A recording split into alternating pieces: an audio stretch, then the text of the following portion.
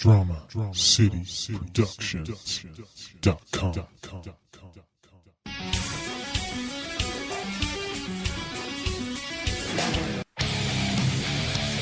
You are plugged in for the Podcast Wrestling Society, where you can get dynamic weekly pro wrestling and MMA-related content.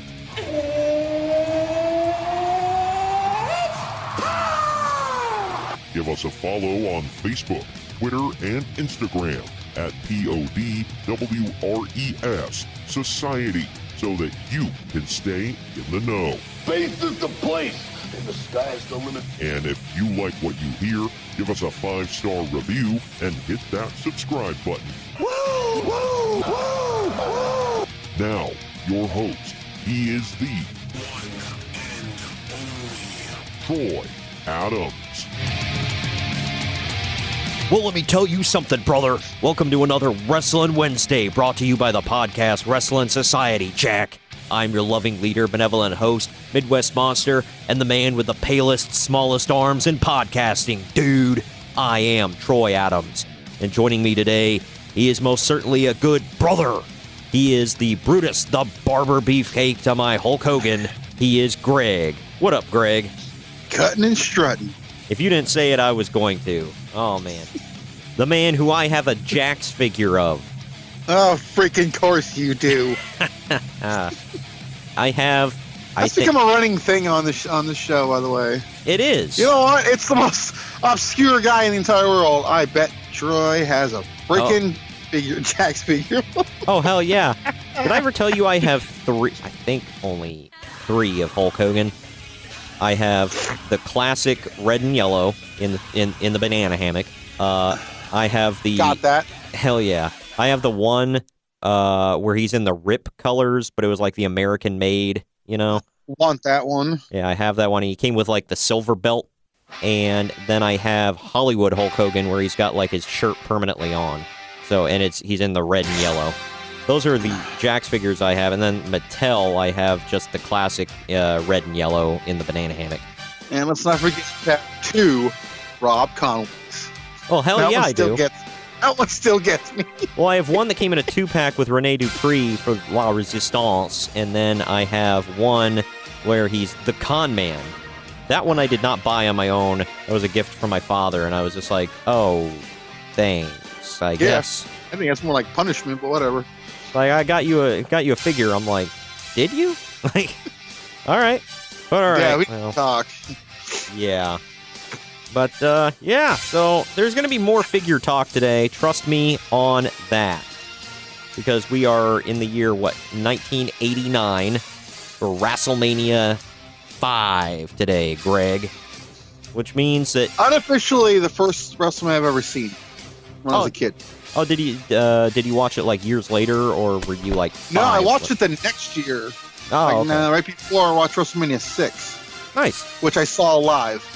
On pay-per-view. Oh, so you started watching when you were 6? Give or take. Oh, okay. Cool. Yeah, I started watching, I was 7 years old, going into WrestleMania 14. So that's when I started watching. I got kind of backdoored into it because my dad was like, we were like watching cartoons Saturday morning, and he's like, here's Livewire, check this out. That was random as hell? Yeah, well... Because he was live wire. Ooh. Well, because he was flipping through the channels, and he's like, wrestling is on. He's like, you know what? You're old enough. Come here. Anyway. Yeah, lots going on, man. Before we officially get started here, I got to my Monster. Roll Tide. Yeah, it's not quite a beer, but it is Monster. It keeps me energized throughout the show. I didn't have one last week, so I was a little scatterbrained at times. But got to announce a couple of things. First off, TJ's pregnant. Wow, no. What the hell? First off, the usual shilling of stuff I do want to tell you about. If you go to DramaCityProductions.com, there's all the great podcasts besides just this one listed there. Of course, we're there, but there are a ton of new podcasts. There's nerdy ones, sports ones. There's a karaoke one. There's a ton of them. Just go check them out. They're all over the place. There's a trucker one.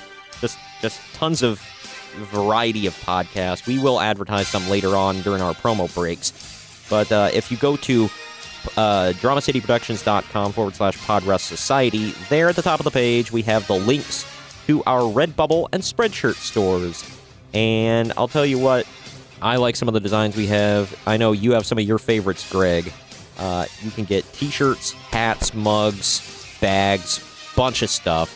You can, represent the podcast by getting a logo for the podcast, or you can get some cool other artwork that we have there, including Uncle Dave says plans changed, and it has 5 stars across the bottom of it, so you know what we're talking about there. And if you go to Japan with a shirt on, a 6-star magically appears. Exactly. Sometimes if you get near the Tokyo Dome, you'll see a 7th one start forming. That's crazy. Yeah, it's magic. But don't take our word for it. Buy the shirt and test it out. We're stupid. But anyway, some great stuff there. Also, as always, go to WrestlingWithWrestling.com. Lots of great content there, including other podcasts, videos, and recaps of stuff here in the United States, wrestling-wise, or abroad if you want to know what's going on in Japan or England or Germany or whatever. They've got Wrestling Across the World recapped. Videos and interviews and podcasts from all different sources. You have us, of course, and that's the most important thing. And then, Greg, you and I only talk once a week. We only do this podcast once, and we miss some stuff between shows. So, there's news that's updated daily you can keep up with at WrestlingWithWrestling.com. They are covering all 4 corners of the ring. And finally, last thing I gotta plug, I'm very excited about this. Greg, we have a Patreon! Well, is it like that? Is it like that? Well, you know what that means. Had to hit it. Oh, yeah. Bro. Hey, you gave me the opening, and I always take that opening for air horn. But we have a Patreon account. We made it super easy for you. Go to patreon.com/PodRestSociety, just like the social media tags. And there we have various tiers. They are all very cheap. You can pay to get extra bonus shows where we do show recaps, we do rants, and all that other stuff. We have where you can vote for what you want to hear for bonus content, and right here on the podcast. And like I said, it's all very cheap. There is a third category on there. We have our reviews and previews. We have a pick your review, and then we have deeper dives and personal profiles, where Greg, you and I were talking about doing that for a while, where we do more like one subject on one person or thing, and we just take a deeper dive into it. And the thing is, it's all bonus content. You're going to get a bunch of cool stuff, and it's not timed. Like this podcast, we try to keep it in a certain time range. On there, it can be 30 minutes, or it can be 2 hours. You never know, and it's great bonus content. Drop some cash. Become a paying member of the society. Again, it's patreon.com/PodRestSociety. Right now, if you go there right now, there is a long show. Kyle and I did a review of Elimination Chamber, the fallout from it, and then we also talked some of the latest news and rumors and whatnot, and I went on a long rant at the end of the podcast, or bonus show there, so if you're interested in it, go check it out. It's only $1. Yeah, and your money's going to help send TJ to the Survivor Series, hopefully, so. Yeah, you never know. It'll help send me somewhere, I'll say that. But, yeah, so that's that for just all that bonus show content for the reviews and previews, which I will no longer post on our YouTube account. That's only $1. Great deal. For $1.50, you can vote to pick what we are doing here on the podcast. So, and for bonus content, we'll put up polls for both. That's $1.50. And you get to pick what we talk about. And then for $2, you can get the deeper dives and personal profiles that Greg, you and I will start diving into here before long. I have a feeling that we may bring up another person we have talked about in the past, and Mr. Vincent Russo. I'm not making any promises, but I just have a feeling. Why? How can you not? There's so much stuff to talk about with that a-hole. I think it's going to be fun. Sad. It's going to be good. sad and pathetic, but it will be fun. I will have fun with it. All right, well, with all that shilling taking place, I have a feeling we'll plug it a little bit more later in the podcast because, I mean, so much great content for so cheap on Patreon. Might as well go check it out, just for the hell of it. And hell, you can pay for 1 month and never pay for it again if you so choose. But you can at least get a month of great content. Either way. You ready to get into the news, Greg? Yes. All right. Maybe. All right. Well, I think it's time we hit that bell. Let's just go for it. Oh, yeah. Go all in. I didn't say that, but whatever. I was leaving the door open for you. All Go right. on. There is actually zero AEW news today. So, all right. Anyway, getting into the news here. TJP, also known as TJ Perkins, did not ask for his WWE release, but it was given to him regardless. He's gone. Not that. I mean, look, I'm a TJP fan, not just because of his name. He's. You and I think, have been supporters of his for like ever. Am I wrong? At least the Puma days. Yeah, man. I think we were the only ones that was like, oh, man, Puma's back in TNA. Awesome. Like, everybody else was like, yay. But, yeah, so he's gone. Sucks, but now he can go to AEW, Greg. I actually hope he goes to Ring of Honor. I think he'll do better there, but... I do, too. Or New Japan. I don't know how much he likes Japan, but one of the two. If he goes to AEW, Ring of Honor isn't great. anywhere near LA either, so who knows? Yeah, Oh, true. PWG, there you go. Yeah. There's them. Also, road agent Arn Anderson was also let go. No reason why. Reportedly. They said it hasn't been official yet, but... Yeah. Probably all but. Like you were saying, I mean, this is obviously this posted post-Raw. I'd like to see one more spine buster during Ric Flair's birthday, but I don't know if he can spine buster anybody at this point. I mean... Maybe. He still looks big, though. Oh, he's big, all right. That's beside the point. Wow. And you said point. Move on. What the? Oh, my God. I wasn't even thinking that. Somebody on Twitter was like, just imagine the mindset that you have to be in to hire Chris Park, a.k.a. Abyss, and fire Arn Anderson. Just imagine. I'm like...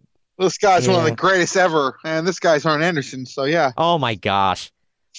One of them trips over his dick weekly and falls into a bunch of thumbtacks and then lights himself on fire, and the other one is Arn Anderson. Who do we want? That's a toughie. There's a thinker. Don't get me wrong, I enjoyed the work of Abyss for a couple of years until he just became a parody of himself and boring. But also, I mean, we've mentioned this, but I guess it is finally official, is Hideo Itami and Ty Dillinger are gone. They've requested their releases. They've been granted to them. They're gone. Man, well, you know what that means, Greg, is somebody else is going to have to be there to, now that Ty is gone, somebody's going to have to be there to comfort Peyton Royce, and, I'm just going to have to dive on that grenade. Yeah, go ahead. I'm more of a Billy Kay guy, but... Yeah, you can be my wingman. Take Billy. I mean, don't get me wrong. She... Oh, that's a hell of a... It's not like she's a consolation prize or anything. She's, first place. However, I don't know. I'll take Peyton Royce, man. It just... Moving on, before we get too creepy. Are you joking me?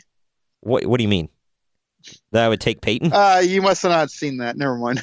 No. This one, man, is a weird story. Chris Hemsworth will apparently portray Hulk Hogan in a biopic that will be produced by Netflix. Thor playing Thunderlips. That's great. Oh, man. This is weird. I don't know. And I'm wondering what parts of his life they're going to cover. Like, what they're going to breeze past.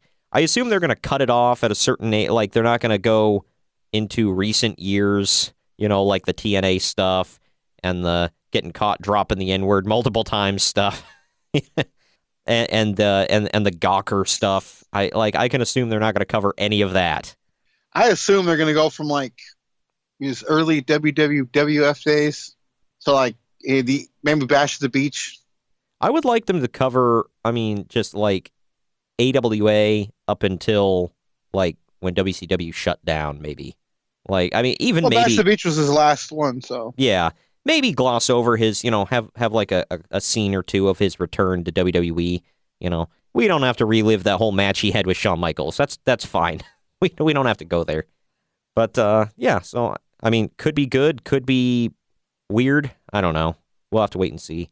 The only thing I know about the Hulk Hogan biopic is, and it's not because of him. I know, Meltzer already came out and, well, Hulk Hogan doesn't even know the truth anymore, so how is he going to know if it's real or not?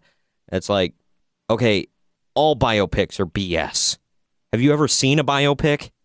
Or for our British listeners, biopic?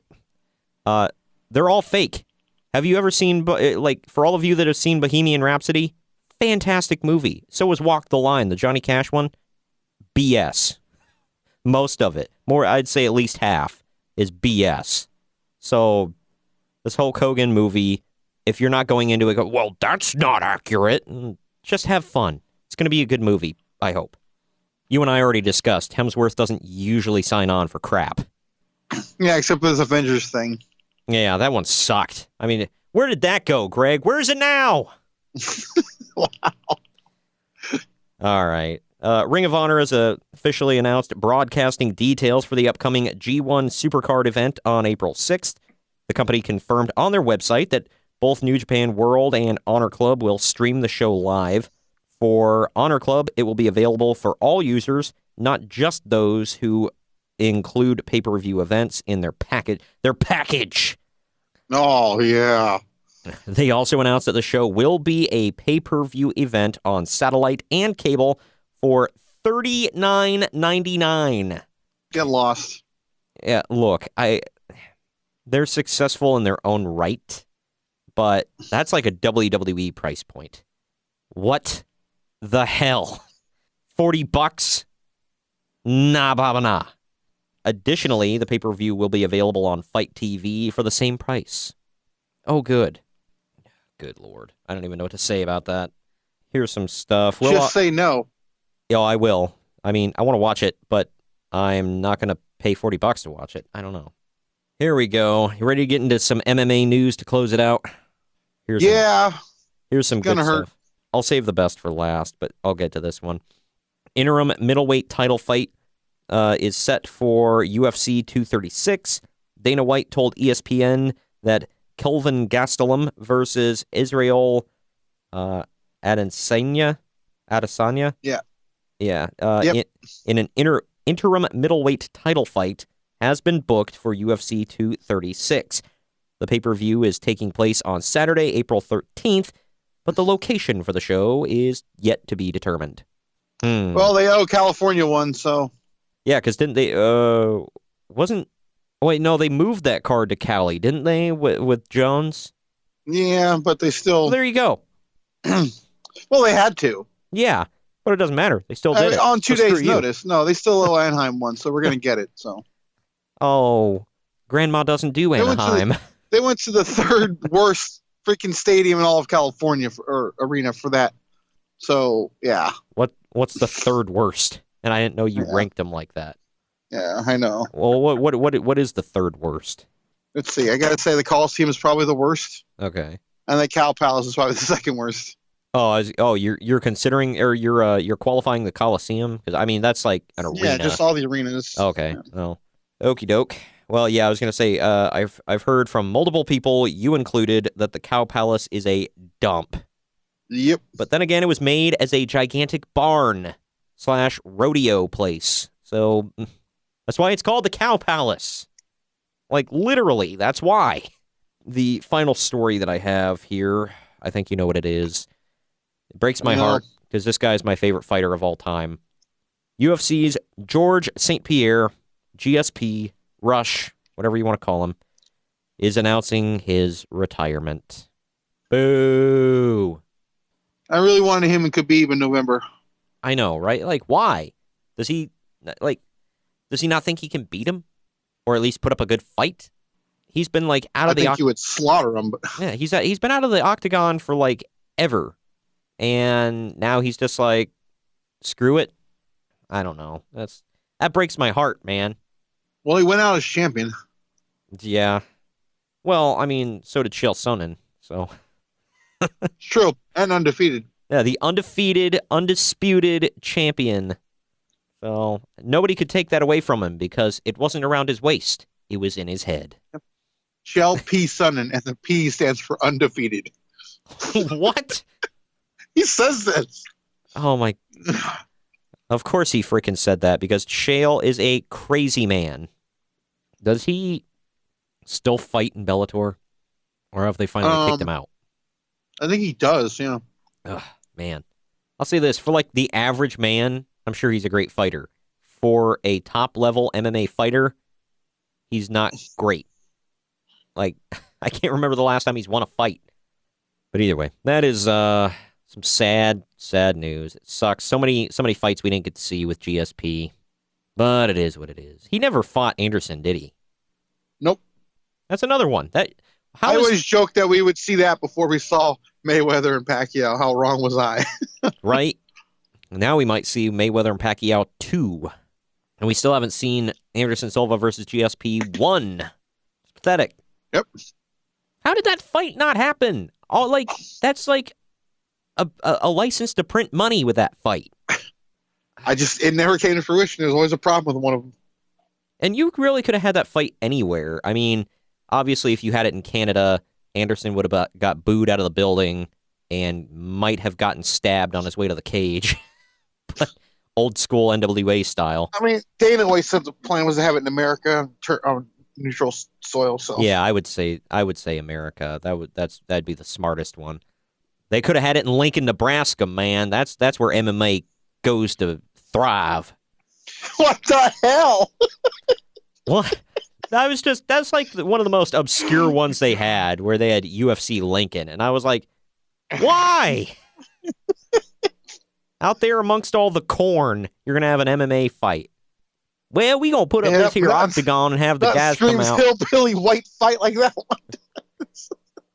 Look, that's why we got the chicken wire around the octagon, all right, so that they can't throw the corn in at the fighters during the fight, all right? Wow. We don't have any listeners in Nebraska, so I'm fine. Surprise. I'm going to hell, but I just imagine it like... Oh, yeah, but not for that. Well, yeah. Have you seen the Blues Brothers? Yeah. Okay, you remember that part where they performed Rawhide in the Hick bar? Mm-hmm. Yeah, I imagine it that, but instead of getting beer bottles thrown at them, they're getting corn whipped at them. Wow. I don't know. I'm a dick. Anyway. All right, well, we're going to take our first break here before we dive into WrestleMania. We're going to recap what happened at WrestleMania 2, 3, and 4 before we dive into 5 officially. I need 5! But 3 ain't enough. Oh, yeah. But we're gonna do that when we come back. We're going to jump into all that. But right now, we're going to tell you about all the great other podcasts here on Drama City Productions Podcast Network. You can go to dramacityproductions.com and check them all out. You just click on the picture, and it'll take you right to their page where it's all updated with all the brand new episodes of everybody's podcast. And also, go to patreon.com/pod Rest Society for some great bonus content. We'll throw you a freaking bonus here. And what the hell? It's some great stuff. And it's real cheap. $1 gets you the reviews and previews. $1.50. 100 pennies, man. Come on. Exactly. Who doesn't have that? Slow down. You can find it in your couch. $1.50. You can make it competing at an HCW show. Come on, dude. God. $1.50 will get you a vote on what content comes up here on the podcast and on the Patreon account. And for $2, you get deep dives and personal profiles with Greg and I. So check that out. And Patreon. This vote isn't like American voting either. We don't already know what's going to win. Oh, my God. This may happen in Ohio, but not America. And no Russians are going to sway our votes. Oh, my gosh. Just stop. We're going to take our break. When we come back, it's WrestleMania. Drama City Productions.com. You don't listen to the heavyweight chumps? Well, they're only the greatest podcast that wrestles with pop culture. You don't believe us? Well, listen to some of their fans.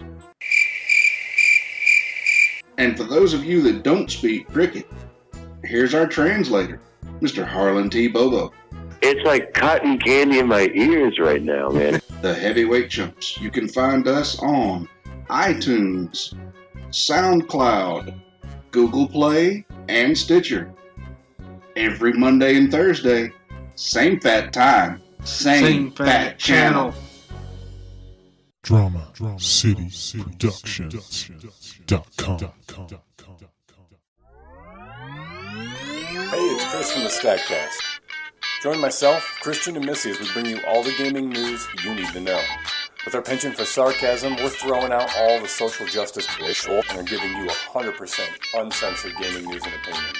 So follow us down the rabbit hole that is our minds, and may God have mercy on your ears. All right, we are back, and that means that we're diving right into WrestleMania 5. But real quick, just to let you know, there were three, we'll say, big events before this one. You know, between WrestleMania 1, WrestleMania 5. You've seen every WrestleMania, right, Greg? I have.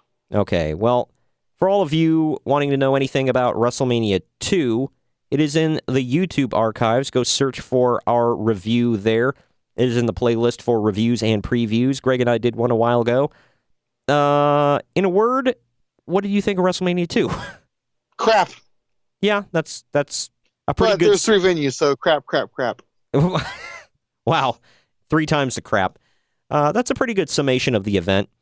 For those of you that didn't know, it took place in the Nassau Veteran Memorial Coliseum in Uniondale, New York, Rosemont Horizon in Rosemont, Illinois, or Chicago, and the LA Memorial Sports Arena in Los Angeles, California. Oy, it was 3 bad cards. There was only like 2 good matches on the whole damn thing. So if you really feel like, go and check it out. Our review was more entertaining than the actual show, so go check our review out. I'll say that. WrestleMania 3, this was the big one, man. I mean, however, didn't you say that the event itself was kind of crap? Yeah, other than 2 matches.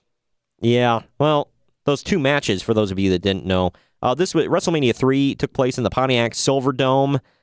There's a lot of disputed claims about the attendance and everything else. Supposedly, their record attendance, 93,173, largest record attendance for a live indoor event in North America, only to be broken in 99 by a papal mass by John Paul II in St. Louis, Missouri.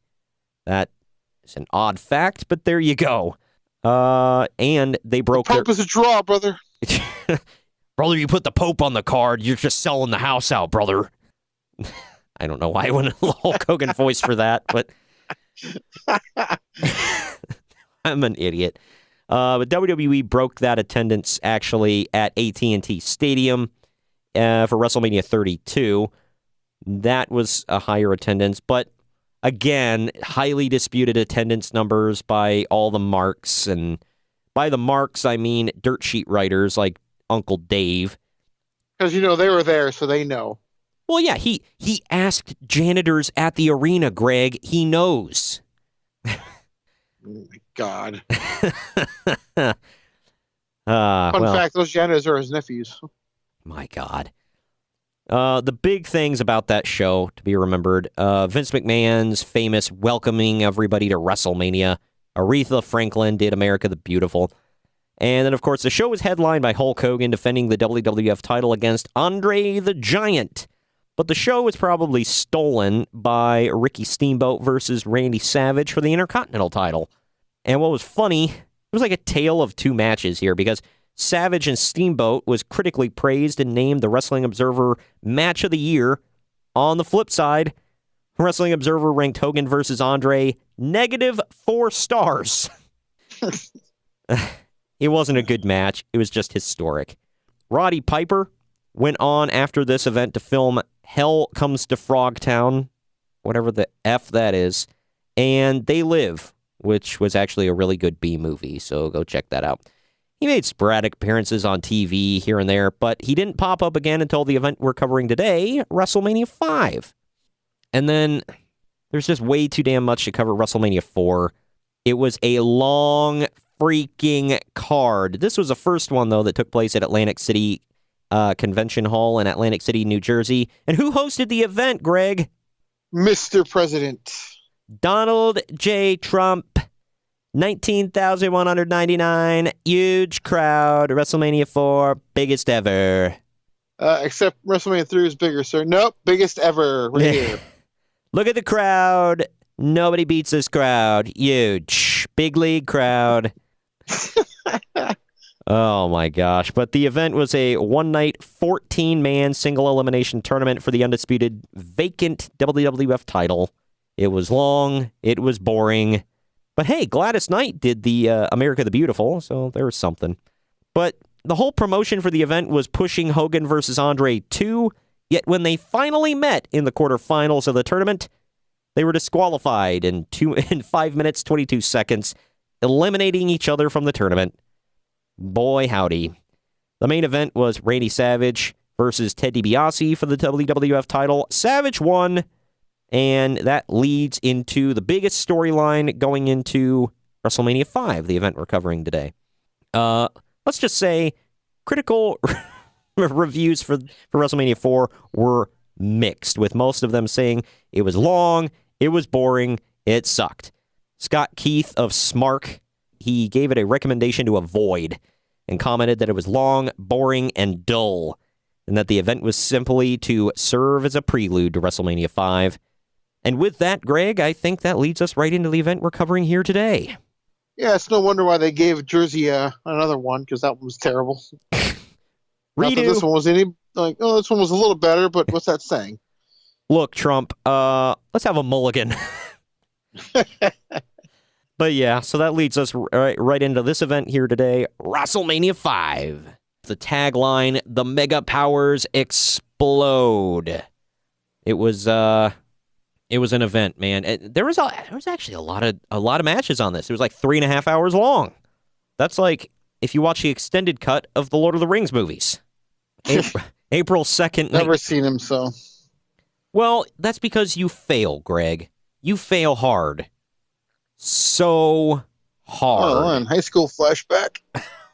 What the hell? April 2nd, 1989, from the Atlantic City Convention Hall in Atlantic City, New Jersey. Again, hosted by Donald J. Trump, front and center, in the crowd. So huge. Still, number one, WrestleMania all time. Huge. Sure, we'll go with that. The attendance was... Hey, the president said it. Therefore, it is. Oh, yeah. 18,946 people. This was not the end of their relationship with Trump and all things Trump, but the next year they would be in Toronto, the very first WrestleMania outside of the United States. Just shy of 19,000 on this one. I don't know, man. Watching back, sounded like the crowd was dead throughout most of the night. It was lame. WrestleMania 4 and 5 are the only two WrestleManias to be held at the same venue for 2 consecutive years, by the way. And you remember when you and I were talking about what was the theme for WrestleMania 5? It was the WrestleMania Rap by Run DMC. Oh, yeah. I didn't know that was a thing. By the way, for all of you, there were things that you would expect them to have cut off the network, or they have in the past cut off the network. No longer. They're there. The entire Run DMC performance, if you give a damn, is there in its entirety on the network. So go check that out if you feel so inclined. I fast-forwarded through it. The main feud heading into WrestleMania was between Hulk Hogan and Randy Savage, with the two battling over the WWF title. Hogan and Savage first crossed paths in 87. The addition of Saturday night's main event, Savage got a shot at Honky Tonk Man's IC belt, but was attacked by the Hart Foundation. Hogan came to Savage's rescue, thus solidifying Savage's face turn. We already covered all the stuff from WrestleMania 4. And man, there's just too much to get into with the Mega Power saying it was a year-long build to this match, people. Check it out. It was really good. And there's a lot of other stuff building up to this card that there's just too much to get into. I think it's about time we get into the actual event here because, like I said, it was a long one. So might as well just dive headfirst into it. Well, it was hosted, the commentary team was yet again Gorilla Monsoon and Jesse the Body Ventura, pre-Govna Body. WWF Women's Champion Rockin' Robin sings America the Beautiful. She is Jake the Snake's sister, for those of you that don't know, and she was terrible. I don't mean in the ring. I don't know if she was... was she a good wrestler? Do you know? Yeah, she was decent. Yeah, well, she could not sing, and that came across here very clearly. Yeah, I said whoever thought it was a good idea to have... that thought this was a good idea should have been terminated immediately. Jesse rightfully buries her. Like, just his commentary. For day job. Oh, yeah. Jesse's brutal on commentary to some people here. She's one of them. The opening contest, man, just sets the tone for the whole night. Not really, but I mean, it is a fairly decent match, and I was expecting crap. It was King Haku with Bobby the Brain Heenan taking on Hercules. And coming to sell out the joint yet again. But for this one, Donald Trump can be seen front and center in the crowd. Haku attacks from behind and gets the upper hand. Hercules comes back with a hip toss and body slam. Clothesline send Haku over the top to the floor. And we get our first Pearl Harbor reference of the night from Gorilla Monsoon. Pearl Harbor job.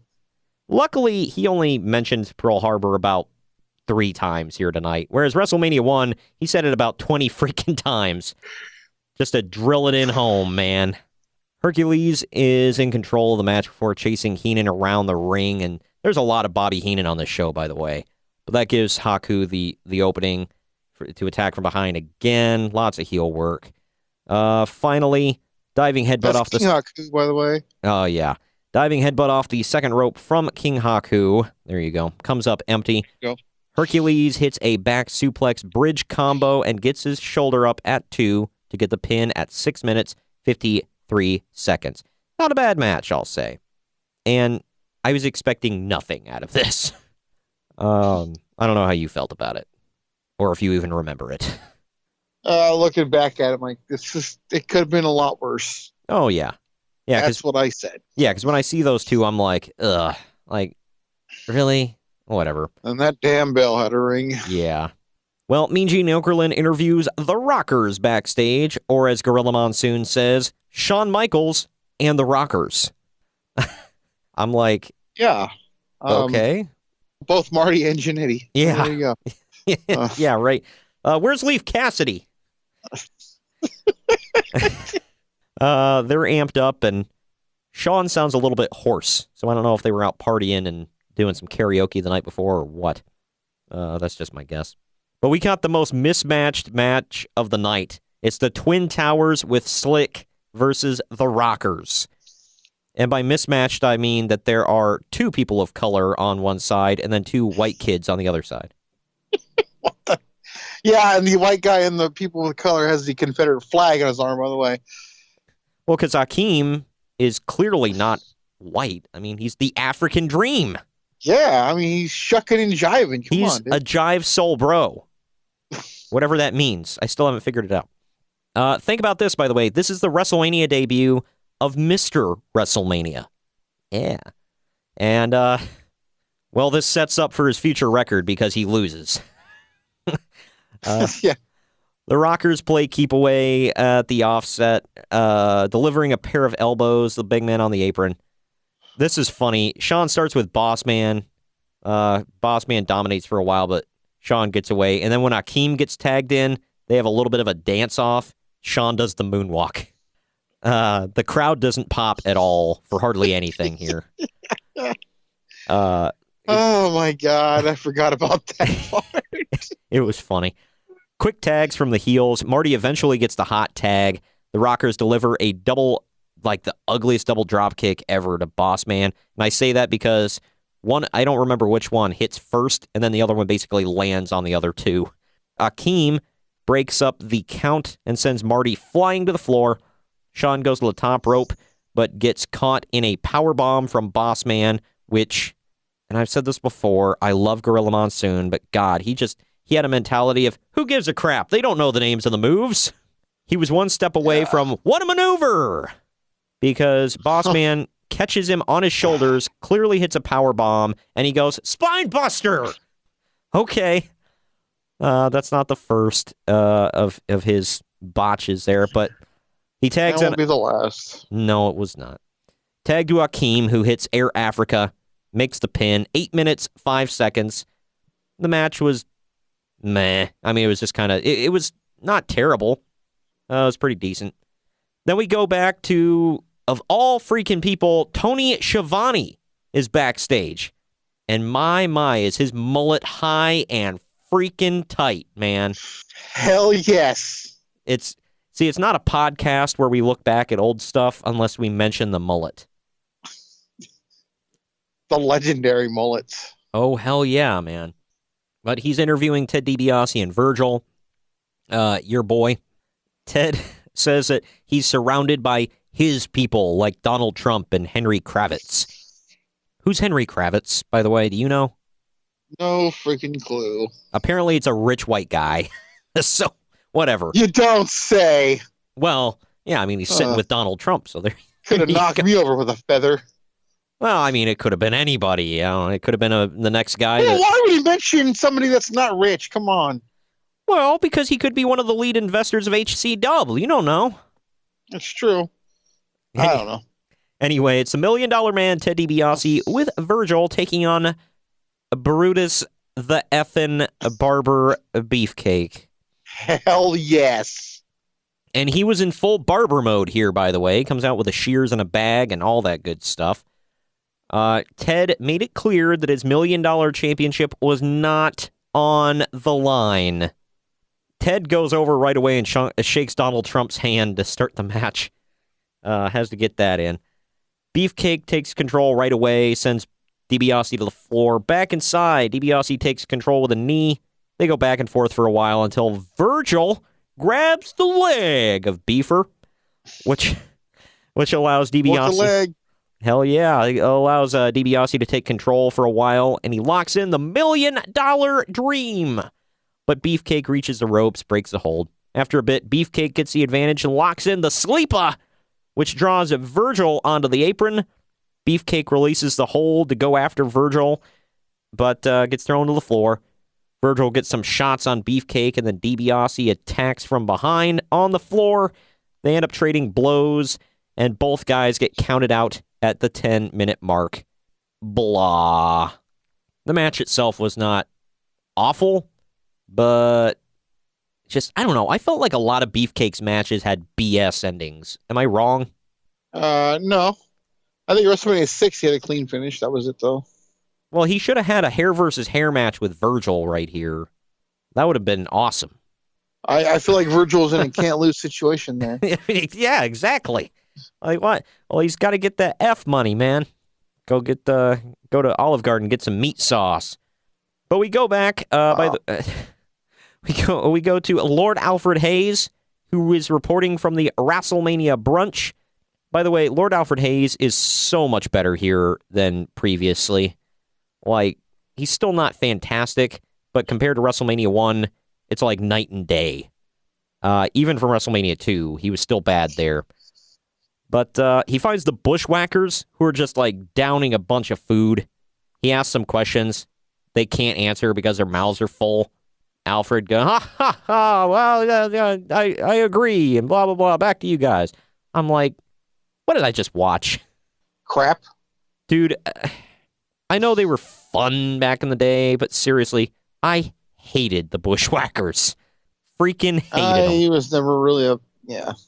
They were a comedy ha-ha act, and they were gross. And they were gross in real life.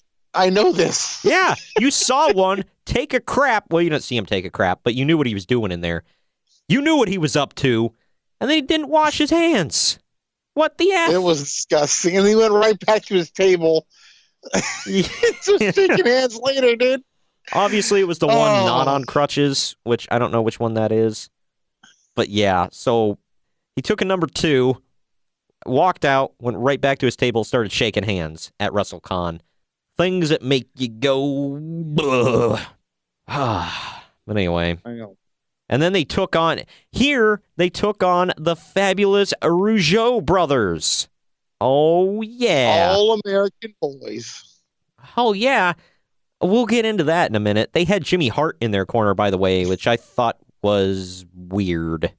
Like, sure, let's get the loudmouth Southerner to go with the French boys. The French-Canadian boys, excuse me. The Bushwhackers get a hold of Jimmy's coat to start the match and get attacked from behind. Jimmy comes into the ring to retrieve his coat, but both Rougeaus get whipped into him, sending all 3 to the floor. This made me a little uncomfortable. Jesse Ventura tries saying that the Rougeaus are all American boys now, and then that leads into a big debate between him and Gorilla Monsoon about immigration. It was weird and very uncomfortable. Just go back, for all of you, listen to the commentary. Yikes.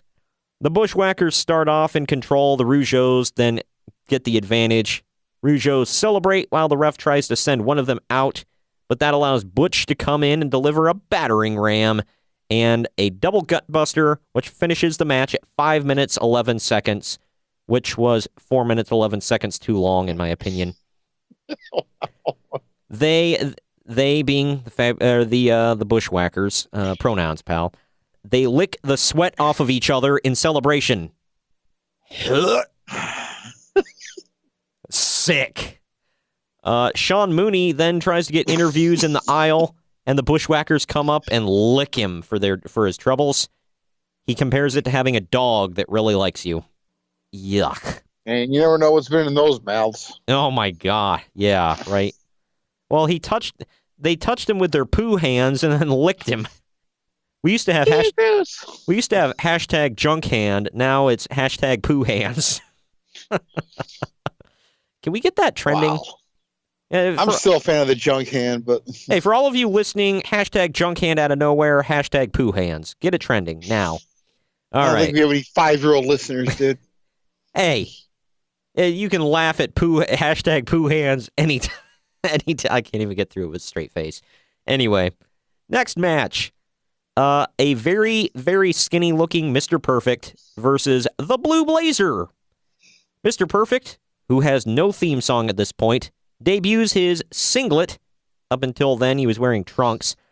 It's not the same singlet design that we're used to. It's just all bright green, front and back. The Blue Blazer is, of course, Owen Hart. Why, I don't know. Perfect starts off ahead, but the Blazer proves that he's got some moves. It's a decent match back and forth. Crowd doesn't give a damn. They're dead as a doornail. Yeah. Blazer attempts a splash, but Perfect gets the knees up. Perfect controls the match for a bit, but Blazer catches him with a boot in the corner, gets the advantage back. Perfect kicks out of a crucifix pin and takes advantage of the Blazer, arguing the count with the ref. Perfect takes the advantage from that, hits a perfect plex, finishes it 5 minutes 49 seconds. The match was all right, but Mr. Perfect looked like he didn't give a damn. Commentary even noted it. They said, "Oh, he looks lethargic." Like, yeah. Like, dude, why am I here? Yeah, well, it's like the crowd was making zero noise. He was probably like, get the match in and out of the ring, whatever, who cares? For some reason, Jesse the Body Ventura gets a WrestleMania introduction to the crowd, and the crowd just goes ape crap over him, starts chanting for him. This was oddly placed on the show. Lord Alfred Hayes reports from a 5K run in which Mr. Fuji is in full tuxedo while holding his cane and says he's going to run the whole thing.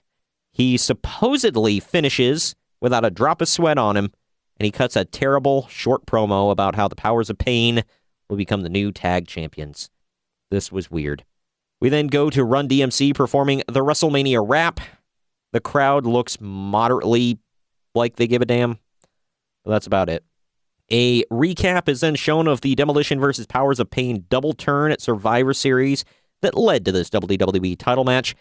By the way, it's funny to see Tony Schiavone and Lord Alfred Hayes commentating part of this recap. Like, you wouldn't think that would be a thing, but it is. Mean Gene gets an interview with Demolition, who I have Jack's figures of, by the way. Of course you do. They coined the term Fooge the Stooge, and they say it multiple times. Man, that's rough. It really is. We now get a WWF Tag Team Championship handicap match, which marks the only time the titles have been defended in a handicap match at this point. It's the Powers of Pain and Mr. Fuji taking on Demolition. Demolition is firmly in control for a while until Barbarian puts a stop to that. It's a pretty good, well, I can't say pretty good match. It's an okay match. Fuji gets some offense in there. Yeah. Fuji gets some offense in there.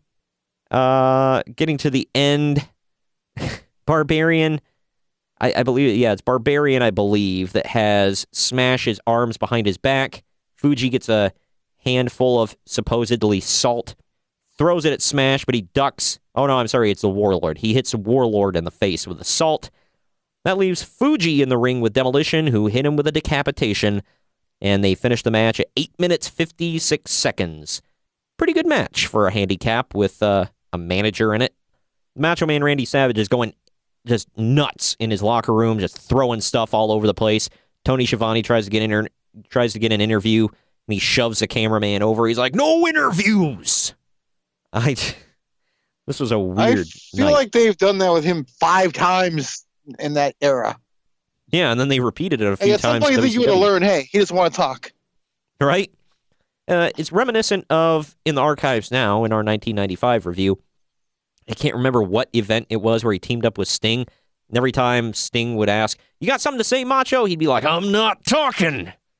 Clearly he's very picky about when he does interviews. All right, next match made me scratch my head. It was Dino Bravo with Frenchie Martin taking on Rugged Ronnie Garvin. I don't get it. 2 French Canadians, they match up well. What do you? This match was just weird. I don't know. And Frenchie Martin on top of it all. By the way, Garvin, a former NWA champion. Oh, wait, no. Has he been champion at this point? Yeah. Okay. Then this was like right after, right? Mm-hmm. Okay. So he's fresh off of an NWA World Heavyweight title run. He's in a throwaway match with Dino Bravo, and he gets a jobber entrance. And on top of all that, to make everyone else look smaller by comparison, Jimmy Snuka randomly comes out, poses, and then leaves. Why? And he was making a return. He came out. I thought it was going to set up something. Yeah. He came out, let everybody know, "I'm here." Then he walked out. Done. Some new people in the crowd like, who is this guy? Is he somebody? Yeah. Who the hell doesn't know Jimmy Snuka in New Jersey? Yeah. But I'm like, come on. Either way, Garvin gets attacked from behind as he goes to throw his towel in the crowd. Bravo gets the heat. Garvin comes back with a right hand into some offense. Garvin chops the hell out of him in the corner. Gets hit with an inverted atomic drop out of it. Sidewalk slam from Bravo finishes the bout at 3 minutes, 58 seconds. Which, by the way, it's a sidewalk slam, which Gorilla Monsoon said, "Side suplex." Yeah. Why? Oh, he didn't get better until a couple years later. Yeah. Garvin knocks Bravo out of the ring because, what does a babyface do when the heel beats him fair and square, Greg? Well, he attacks him from behind. Attacks him, of course, yeah. He doesn't even just, jump him. He jumps him from behind. He Pearl Harbored him, Greg. And then Frenchie Martin going, "What the hell did you do that for?" Charges at him with the flag held up above his head. So what does Garvin do? Punches him in the face. Knocks him spark the F oot. And then he does the Garvin stomp and leaves looking like a geek. Why? Yeah, because he didn't look like a geek already. Well, he looked more like a geek. This next match was a big one, not because of the match itself, but because of the storyline surrounding it. It was the Brain Busters, who I pointed out to you earlier, a team named the Brain Busters. Their manager was Bobby the Brain Heenan. So do they bust their manager? I don't know. I'll leave that one Whenever for y'all. he messes up. They are taking on the returning Strike Force. This was Strike Force's reunion after Martel returned from an injury. They get the shine. Yeah, what a reunion it was. Oh, hell yeah. They get the shine for quite some time on the Busters. Blanchard gets a thumb to the eye, breaks that up, tags in. Here's what happens with Tito really sets some stuff up here. Tito comes in with a tag as well and locks in figure 4 on Blanchard. Anderson comes in, break it up. Martel is in there, meets him, and they lock in figure 4s on him as well. Eventually, holds are broken, and Santana comes down to, let's just say, I think Martel was on the apron, and Tito accidentally hits him with a flying forearm, sends him outside. A flying jalapeno. Yes. And by the way, they managed to get in calling him Chico Santana quite a few times. The Busters get the heat on Tito. Eventually, Tito whips Anderson to the corner, but a charge meets Anderson's knee. Anderson goes to the top, but gets slammed off by Santana. Tito crawls for the tag, but Martel refuses, angry that he got hit. Martel then takes off to the locker room, leaving Tito all alone. Tito gets double-teamed. Santana fights back temporarily, but Blanchard blocks a monkey flip to regain control. Anderson tags in, delivers the spike pile driver, finishes the match at 9 minutes, 17 seconds. Next stop for Rick Martel, the Model. That's why he didn't want to get hit in the face. Well, exactly. He knew he was doing next. That's the Moneymaker.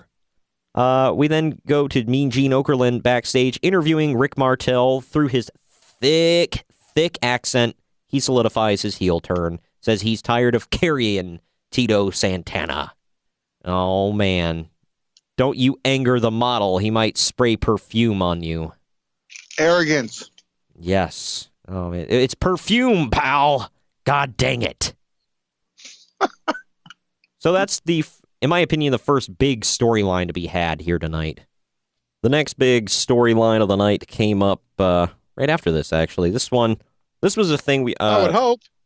Well, this was a thing that I was talking about earlier. I kind of teased about some stuff that was removed from the network is now back. And you even texted me to ask me, it's like, is that part back on? Yes.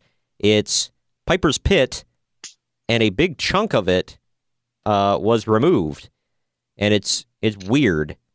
But yeah, so Howard Finkel gives a very long-winded introduction that's supposed to be for Rowdy Piper, for Piper's Pit, but it is not.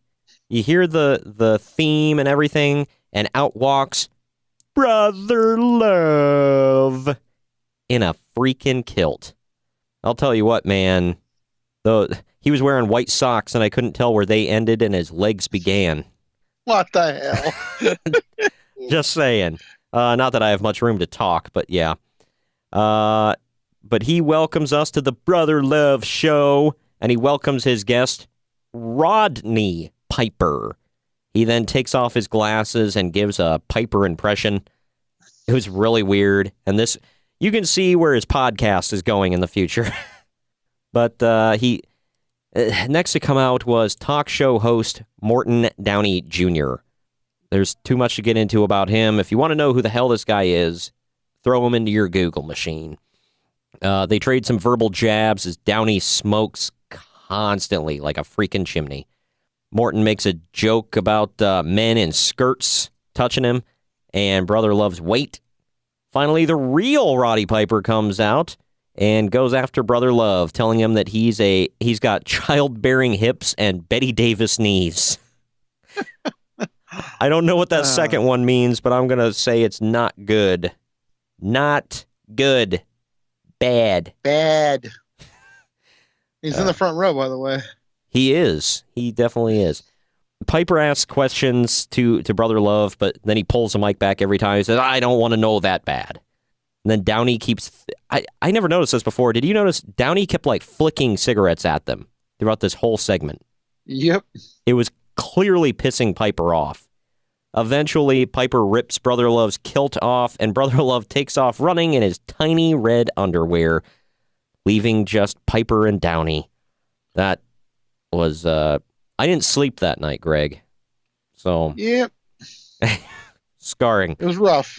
Yeah, especially when they zoom in on his ass. That was, oh my gosh. Well, why wouldn't you? I can just hear Vince McMahon in the back. Zoom in on that ass. Get in nice and tight. Oh my God. Piper asks him how he got the name Morton Downey Jr. because his dad's stage name was not Downey. And he replies and says, "That's the name your mama wanted to call me from the husband who reared me." Wow. Yeah. The jokes get pretty personal, and eventually Downey blows some smoke in Piper's face to the point of where Roddy just can't take it anymore, and he asks him not to repeatedly, and of course, Downey does it again. So Roddy asks for a cigarette of his own.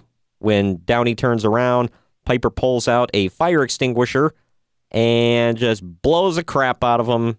The clip is everywhere. Everybody's, I'm sure, seen it by now. And then he leaves. You told me something that I did not know about this segment, by the way, Greg, because I texted you and said, man, why didn't Piper just punch him in the freaking face during this? And you said... he had a no-touch policy. Yeah, I'm sure. He could not lay a finger on him. Apparently, a lot of people... I don't know who he is to this day. I mean... Oh, really? But from what I've read, he's like... what's the word I'm looking for? Controversial. And sure. Like a lot of people want to strangle him back in the day. Well, he was considered because he was a television talk show host. For those of you that don't know, and he was considered a conservative talk show host, but he was more like Jerry Springer with a slightly conservative edge, and he chain smoked. So there you go. Yep, I think he did it a lot during his show, too. He did. He actually died of cancer, too. I know. Shocking. I'm not saying that haha. I'm just saying that I'm not surprised. It's sad. Well, I mean, he literally smoked 7 or 8 packs a day, they said. Yeah, it was... if he was awake, he was smoking. I think that's what someone said. He might have been smoking while he was sleeping. You never know. Yeah, right? He might have meant that, literally. So, yeah. He liked to have people like Al Sharpton on his show so that they could fight back and forth. And basically, he fell out of fame because this is very pertinent to today's times. He staged an attack and said he got attacked by skinhead Nazis and beaten up in a bathroom. Come to find out, he did it to himself. Wow. Yeah. Airport bathroom, by the way. I'm not going to touch that. No, I'm not either. I'm just, that one was proven, so I'm not, telling tales out of school here. It's real. This is real. Had to get it in. All right. Well, anyway. Oh, speaking of classic, Greg, here we go. Mean Gene Okerlund is backstage, and he introduces the trailer for the blockbuster No Holds Barred. Hell yes. Side note, I'm pushing TJ for us to do a review of this, by the way. So why?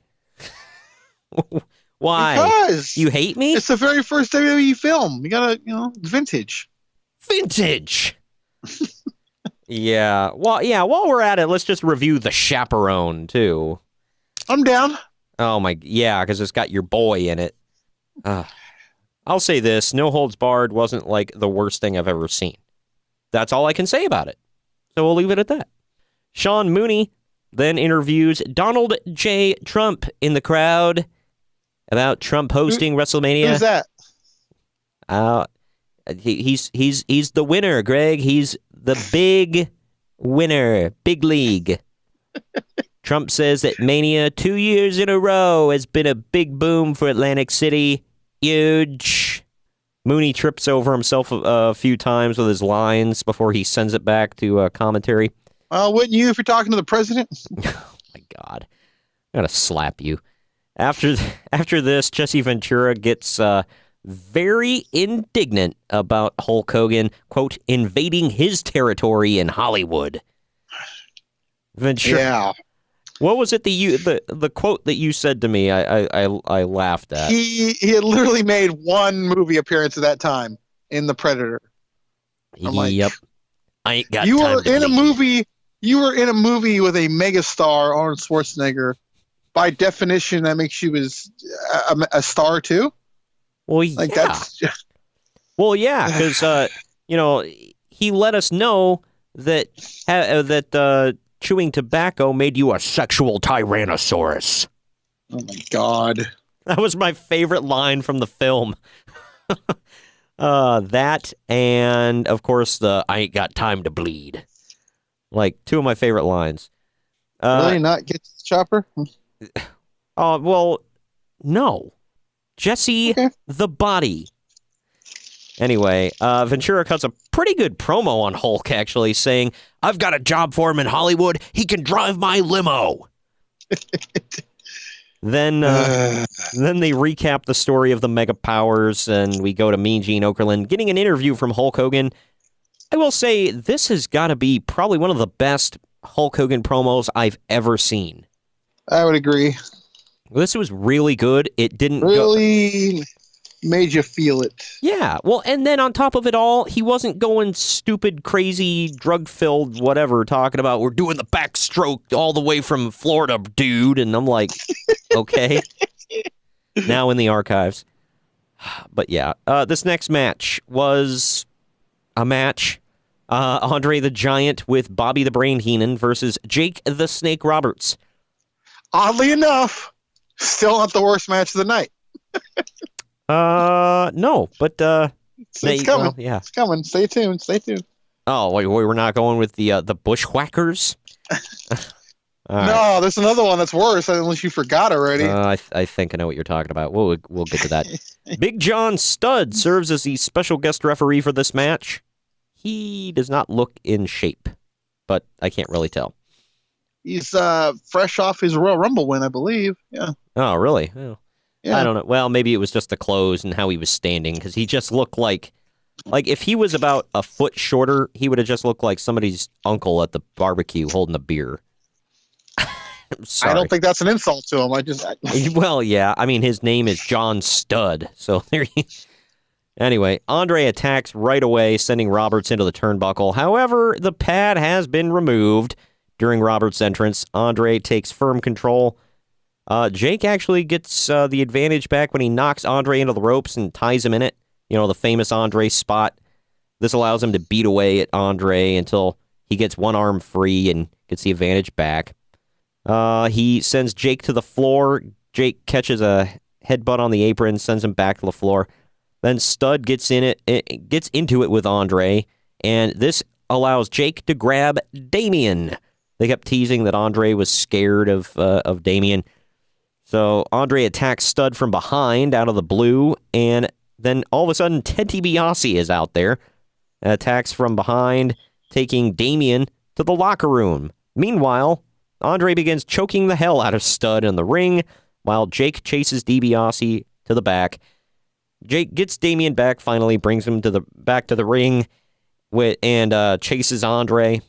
And then Studd calls for the DQ at this point, giving Jake the win at 9 minutes, 33 seconds.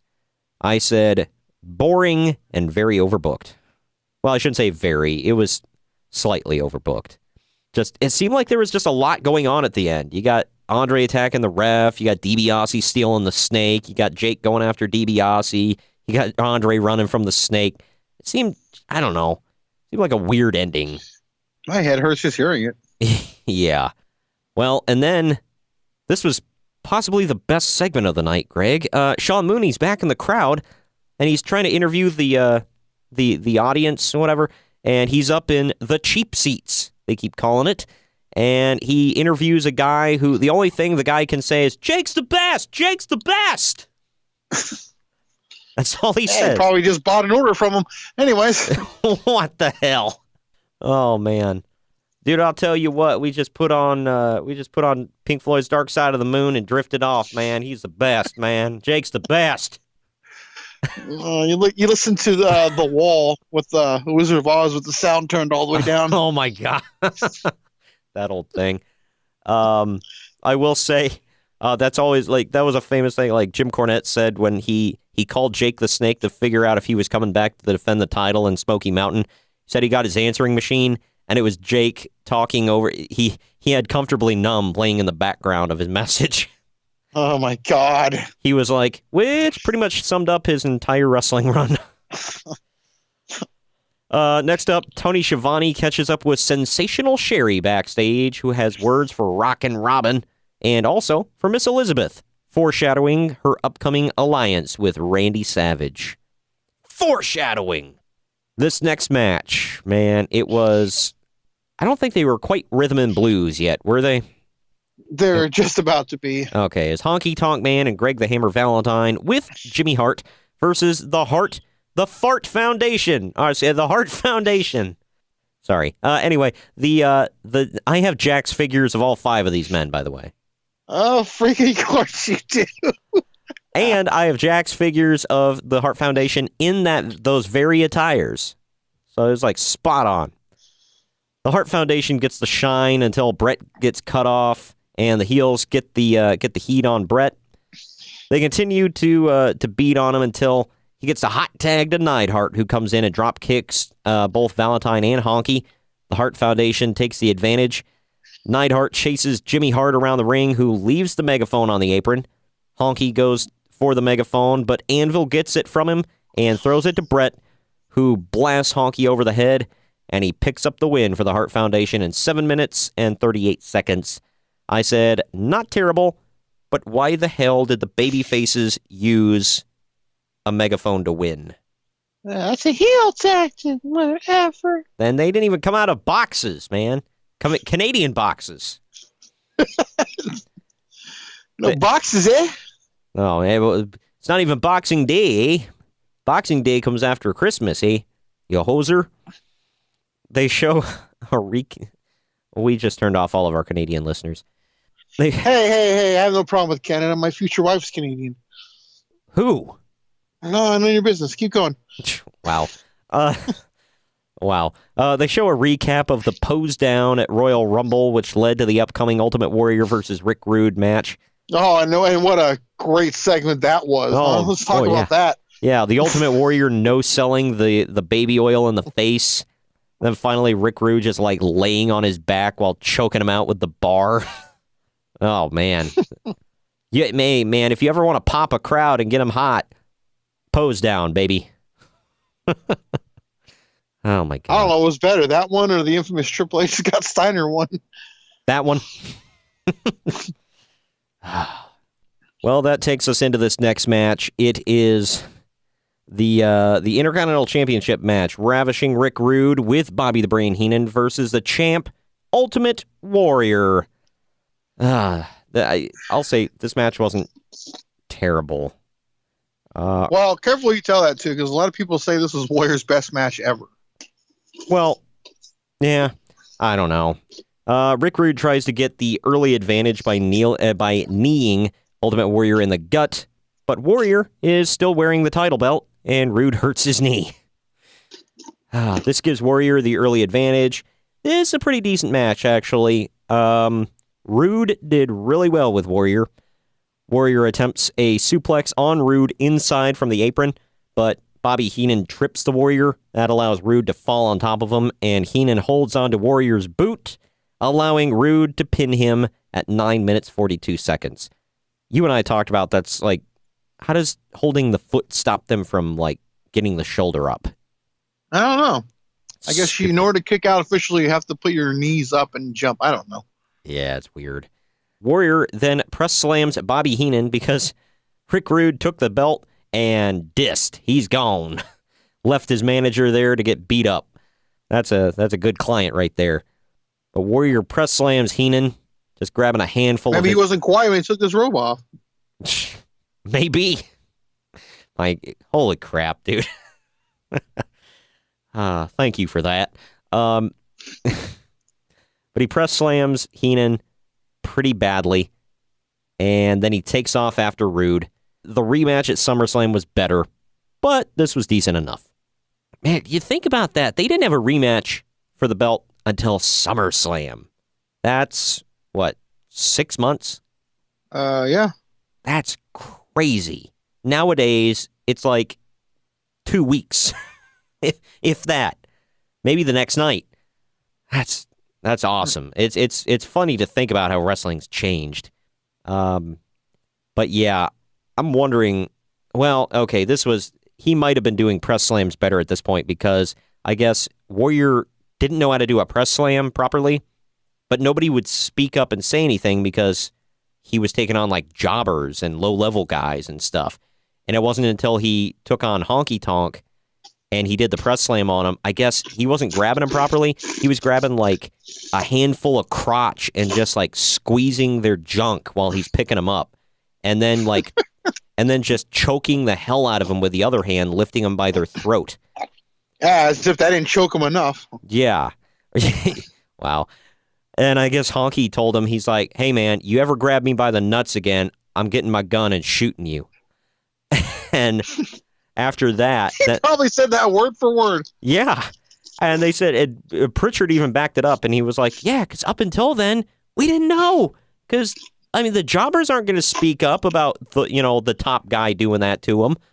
So he's like, but Honky had the clout. He was like, I don't give a damn. So he's like, we had to teach him how to do a proper press slam after that. It's like, what the hell, dude? That's just weird, some of the things you find out later on. This next match, you hear the names on the match, and while the match itself wasn't great, this was not the worst match of the night. And we've said that a couple times now, which has to be a record. It was Bad News Brown versus Hacksaw Jim Duggan. This was exactly 1 year away from Bad News Brown taking on a very racist Roddy Piper. Piper painted... Well, this is a main event anywhere in the country right here. Well, you're damn right it is. Duggan and Brown beat 7 shades of crap out of each other. Brown misses the Ghetto Blaster, real name. Duggan hits the three-point stance into a tackle, sending Brown to the outside. Brown comes back in with a chair, and then Duggan grabs his 2x4. They start smacking their weapons together, and that leads to a double disqualification in 3 minutes, 48 seconds, which is another just schmoz finish. Duggan ends up getting the better of the post-match brawl. The match seemed pretty pointless, but it was high energy while it lasted. So, yeah. Good filler. It wasn't even 4 minutes, and I was just like, why? Well, it was filler because, well, we've got this coming up next. Mean Gene Okerlund Mean Gene Okerlund is in the back, and he's interviewing Red Rooster. Hell yes. Well, yeah, man. Dude, I'm going to be honest. I've never been I've never been motivated to go back and watch old Red Rooster stuff.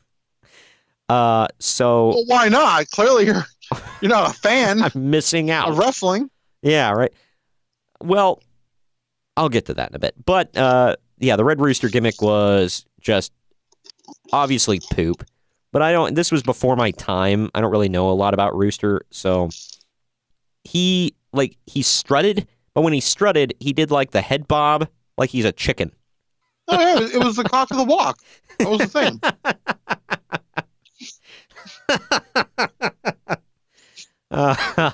Oh man, this was bad. And we're not making this up, by the way. We are not. Who could? Well, maybe HC Dub, but that's beside the point. But even with the constant farm and chicken references in this promo, I thought this was a really good promo. It was stupid, but it was good. And I even said, it's sad to say, or it's sad that no one saw any value in Terry Taylor, in my opinion. Because yeah, if you go back and watch his stuff when he's just Terry Taylor, the guy is a damn good wrestler. Hell yeah. But they didn't like him in WWE because he's like, he can rub people the wrong way. And they said, well, he thought he was Ric Flair. Like, so what? Buddy Landell thought he was Ric Flair, and they pushed him to the moon in Smoky Mountain. Like, good grief. He was a damn good wrestler, and even, like, the critics, like, pump him up. Because if you go back, he had a match with, like, Nikita Koloff, and they were saying on Wrestling Observer Radio, they were like, man, he got a damn good match out of Nikita Koloff. And that right there shows you he was great. Yeah. But who is the Red Rooster taking on, you might ask? Well, it's Bobby the Brain Heenan. And who does he have? Because why the hell not? Well, yeah, and if we don't have enough star power in this match, who does Bobby have in his corner but the Brooklyn Brawler? Yes! Hell yeah, man. This was the lead up to the main event. This was great. Bobby Heenan is still selling his injuries from Warrior. And not to say it again, but man, main event anywhere in the country. You're damn right. I personally wanted to see Brawler versus Rooster, but I'm jumping ahead. Well, we did on Saturday night's main event. That's what built up this. Yeah. Oh, man. Oh, I got to go back and watch now. How did I miss that? Either way, I don't know. Bobby Heenan, like I said, selling his injuries from the Warrior. He doesn't want any part of Rooster.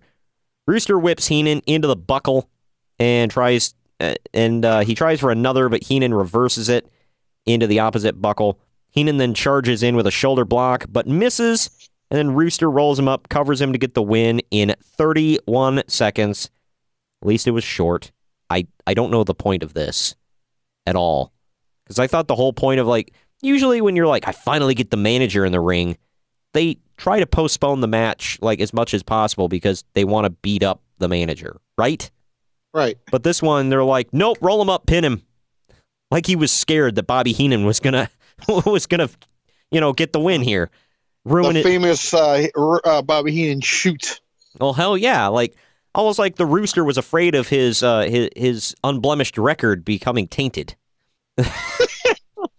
So I couldn't say that with a straight face. After the match, the Brooklyn Brawler did get in. He beat down Rooster, and they leave. Whatever. This was WrestleMania, folks. Mean Gene Okerlund interviews Miss Elizabeth in the backstage. She says that she will be in the neutral corner and will support both men. Might I say, and first of all, rest in peace, Miss Elizabeth. And going back and watching these old events, she was like roll tide, man. I'll tell you, there's all kinds of roll tide on that. She was lucky Macho Man, dude. That's all I gotta say. Tony Schiavone is now in the locker. We lost all our female listeners. Tony Schiavone is now in the locker rooms and says that all the wrestlers have cleared out of the locker room to watch this main event. Sure. It is the WWF Championship match in the main event, ladies and gents. It is the Macho Man Randy Savage taking on Hulk Hogan. This is the only world title match in history that I know of, or at least up until this point, where the champion enters first. I like how Jesse Ventura remarks about that, by the way. Yeah, he points it out. I didn't even think about it, because I have seen this match more than once, obviously, but the first time I watched it, I didn't even think about it until Jesse pointed it out, and I'm like, he's right. What gives? Apparently that was a Vince call, and Macho Man was not, for a shoot, was not happy about this. And I don't really blame him. I mean, sure, and I love Macho, but clearly Hulk was the bigger star. But still, it just, I don't know, makes the Macho look less than as the champion, you know? At least in my opinion. Either way, both men play psychological warfare for a while before having a great back-and-forth battle. This one was actually really good. One of Hogan's best matches, I'd say. Hogan gets busted open. Every time one of the guys tries, an underhanded tactic, Elizabeth does her best to stop it. So she is playing neutral here, which is cool to see. Finally, Macho Man berates her and threatens to smack her around. And then that leads Earl Hebner to make her go to the back. Macho uses his hands and his tape to choke out Hogan, then hits a flying elbow from the top and barely gets a 2 count. I mean, it was like 1, 2, and Hogan was out. I'm like, damn, dude. And then Hogan hulks up, and you know the drill here. 3 punches, big boot, leg drop, drive home safely. Hogan wins his second world title in 17 minutes, 55 seconds. Arguably Hogan's best match ever, as he becomes... Well, I'll get to this in a minute. What do you think? You think this was Hogan's best ever at this point? At that point, maybe yes. Who do you think he had a better match with? Flair? Flair at Bash at the Beach '94, yeah, and then he had some really good. I matches really with liked that Vader. match with Piper at Starrcade though too. That one, yes, that was a pretty good one. He didn't, and I like Hollywood Hogan, but that was more over because of the gimmick, not necessarily his ring work. I felt he had a lot of bad matches as Hollywood Hogan. Am I wrong? Well, yeah, but no, you're not wrong. But also just because there were never no finishes. Right, yeah. Just a lot. I think in order for a match to be good, it has to climax at some point, but it just dies off. Well, it just dies off. It does. And like, I love the heel turn, but at the same time, I felt it was like super unrealistic with, as a babyface, he like no-sold everything and was like Superman. He becomes a heel. He's like the biggest chicken crap ever. And he has to have everybody else help him win. I'm like, what? All right. Either way. I did not know this, Greg. I had to go back. I was like, holy crap, they're right. This was the only... Hulk Hogan, at this point, was only the second man ever to officially regain the WWF World title. Yep. So at this point, there were only two-time world champions. The other being Bruno Sammartino, I believe. That's a cool set. I mean, the two guys that would go on the Mount Rushmore of WWE. I'd say it was, if you had to pick four, I don't know, Austin. That's a whole different show. Yeah, but if you're gonna go with those two, I'd probably say, and you know, The Rock is huge, obviously, but I'd from different eras, I'd probably say Austin and Cena. But regardless, Macho Man loses his marbles, storms to the back, just shouting and having a fit, and then Hogan must pose as the show comes to a close. I found this funny. First of all, this was a relatively short match for WrestleMania main events at 17 minutes 55 seconds. Like, it didn't even hit the 20-minute mark. But I guess for that time period, that was normal. Well, they also had like 100 matches before it. It's true. But I found it funny that they cut the match like almost 10 minutes short of when they go off the air so they could fit in a good 10 minutes of him doing a pose down. Yep. Like, that just... And the recap, too. Yeah. Well, the recap only lasted like a minute and a half. Hogan's posing lasted a good 9 minutes. I was like, my God. Like, if this was modern day times, John Laurinaitis would be out there. Oh, your muscles look amazing, Hulk, and your tan is perfect. You need some oil? I can oil you down while you pose. Oh, my God. Not wrong. Oh, God. We're stupid. Anyway, that is that. That's the event, Greg. Yeah, one of the all-time greats. Yeah, this was huge for many reasons. Crowd sucked, but it was a good show. Well, I mean, I think I heard like the crowd was nothing but like just comp people tickets. who just got comp tickets, you know, so just guests of the casino. Yeah, well, that's why you see in the front row, you know, it was like Donald Trump and a bunch of his buddies that didn't pop for anything. So it's like, it's stupid. They said that's why nowadays they put the celebrities behind, you know, on the side that hard cam is. So, because it's like, they're not going to pop for everything. But regardless, we're going to take a quick break here, let you know about it. I don't know if you know this, Greg. There are other podcasts besides ours. Did you know that? Yeah, but none of them are as good as ours. But well, no, but I mean, clearly, it's not even a competition. But they are out there. I say that in jest. There are some really good other podcasts on the Drama City Productions Podcast Network. If you have not checked them out yet, you're missing out. They're entertaining. They're fun. And I retweet them all as much as humanly possible. I try to put them on my Instagram story as much as possible. Go check them out. And we're going to let you know about a couple of them right here, right now. When we come back, we'll tell you about what happened after WrestleMania 5. We'll be right back. DramaCityProductions.com. What's up, party people? You are listening to Conversations with Paycheck and Ray, an inappropriate comedy podcast. Have you ever taken a photo of your own butthole? Do you enjoy the smell of hot dog water? Do you have random conversations about dildos? Well, this is the podcast for you. Just two good old boys having no-holds-barred conversations. All while laughing inappropriately. Oh, hell. Paycheck and Red have gotten themselves into another inappropriate conversation. Let's listen and see how they get out of this one. DramaCityProductions.com. Hey, I'm Morgan Danielle. And I'm Luco Blaze. And you can check us out on www.themetalexperience.com for the latest interviews featuring punk and metal bands from the Chicago area. And on our website, you can read interviews and reviews from bands all over the world in our blog section, either on Reviews from the Crypt or the Let's Chat Q&A sessions. Also, check us out on Facebook, Twitter, and Instagram. And remember to keep it metal. Woo! All right, closing out the show, I guess we should run down what happened after WrestleMania. First of all, I'm going to ask you your opinion on the overall show. What do you think? Pretty bad.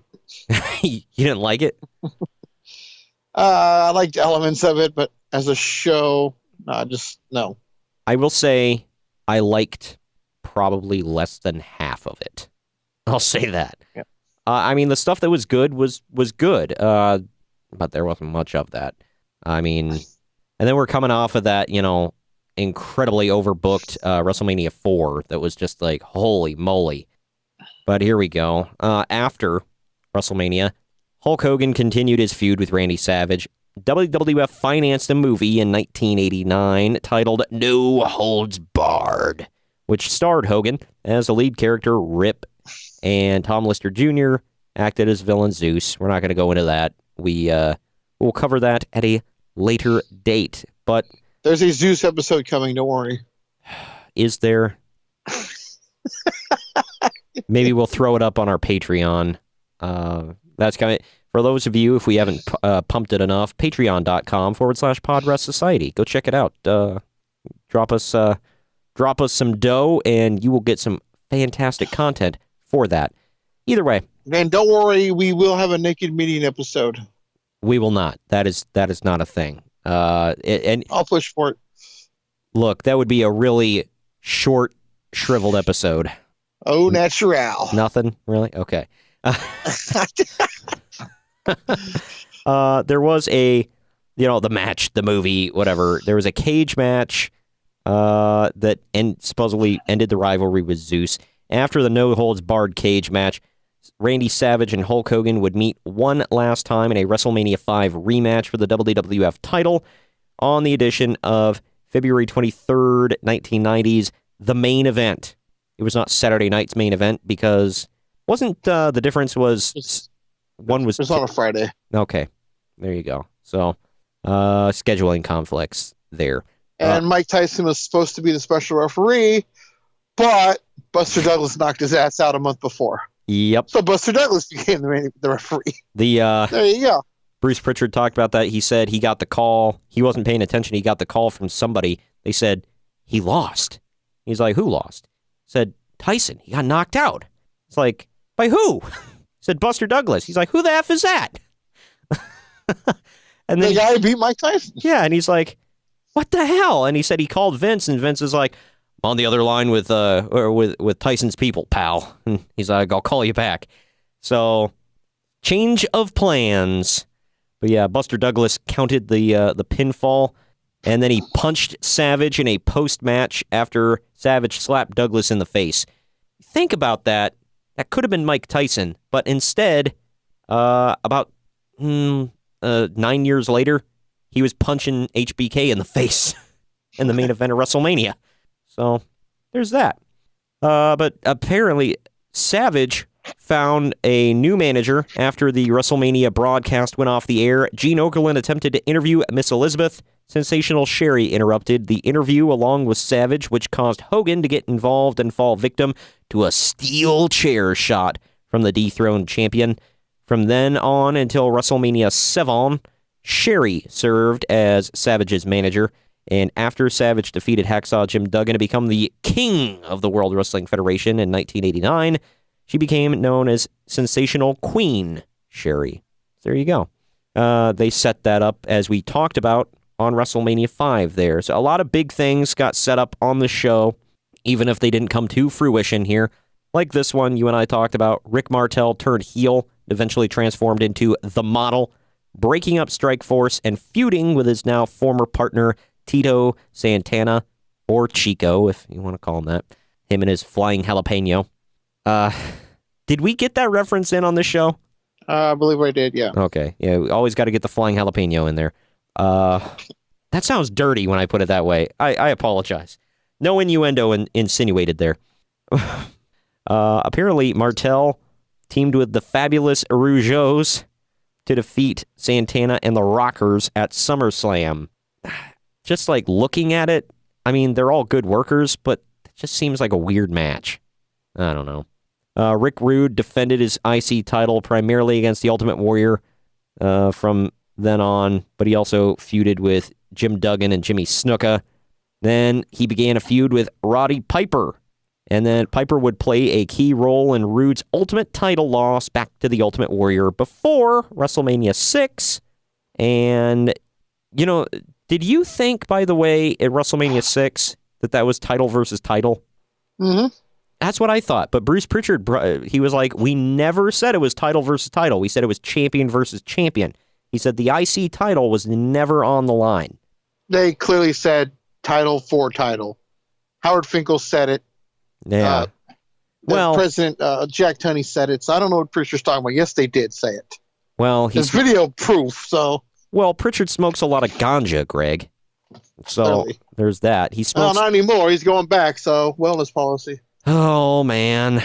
Well, where does he live? Texas? Nah, it's not legal down there. Never mind. Anyway, the Demolition moved on as tag team champions to feud with Twin Towers and the Brainbusters, yada yada. They would eventually lose the titles to Arn Anderson and Tully Blanchard on Saturday night's main event, taped on July 18th, 1989, following interference from Andre the Giant. That was Demolition's historic 478-day reign, not to be broken until The New Day back in 2016 with the Raw Tag Team titles. Meanwhile, the Powers of Pain would lose their push and eventually settle into the mid-card, feuding with teams such as the Bushwhackers and the Rockers until they eventually split up in early 1990.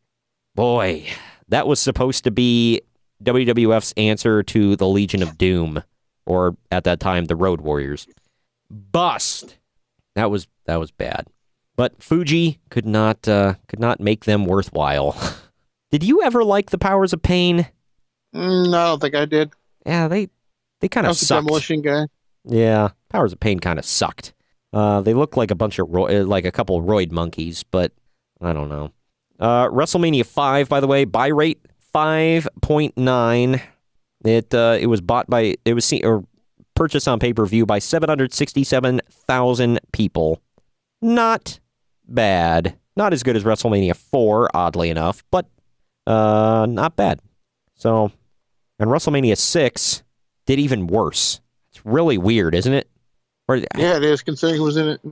Yeah, I know. Well, I don't know. They said at the time, like they were two big guys, like Warrior and Hogan, but they said there were some people kind of turned off by the babyface versus babyface dynamic. I don't know. I don't know if I really believe that either. Because didn't you say that you and your friend were feuding at that time because you were the Hogan mark and your friend was the Warrior mark? Yep. Oh, man. Yep. That broke up more good friendships back in the day. All right. Well, that is the end of that. Anything else we need to say to wrap up WrestleMania 5? Yeah, it sucked. Enough said. You're not wrong. But yeah, so that was that. All of you, thank you for tuning in. Next week, we will cover one of my favorite WrestleManias of all time. We're going to cover WrestleMania 10. They're going back to Madison Square Garden. It's weird. Our first WrestleMania that we covered was Madison Square Garden. Then they moved the next state over for WrestleMania 5. And then for WrestleMania 10, they're back in the Garden. Kind of funny how it all worked out. But that was that. like I said, we'll cover WrestleMania 10. We'll briefly tell you, the lead up to it and everything. And I do mean briefly because there's just too much to get into with that one. But the event itself was freaking fantastic. If you haven't watched it before next week's episode, go check out WrestleMania 10. Thank you for joining me today, Greg. Of course. This was a bit of a slog, so it'll be better next week, I promise. And definitely go check out patreon.com/PodRest Society. We've got some great content from Kyle and I last week and from Greg and I this week. We will see you all later. Peace. Later.